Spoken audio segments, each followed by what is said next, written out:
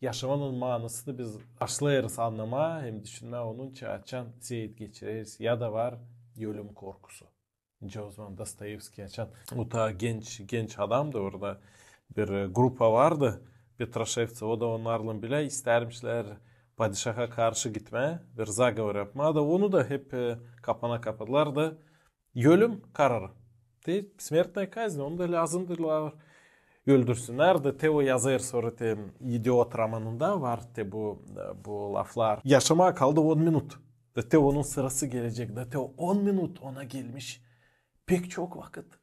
O kadar çok vakit. 10 minutum daha vardı. O düşünmüş.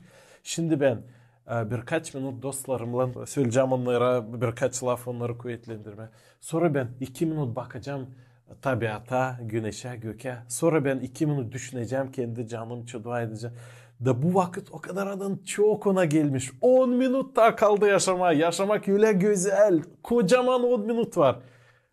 Da bütün yaşaması tabi bu 10 minuta sıkılmış da o değiştirmiş fikrini. Sonra padişah yollar kendi kişisine bir yazıyla hani padişah size affeder de verir size katargaya oraya kapana gitmeye yıllarca da sonra artık döndü normal yaşamaya.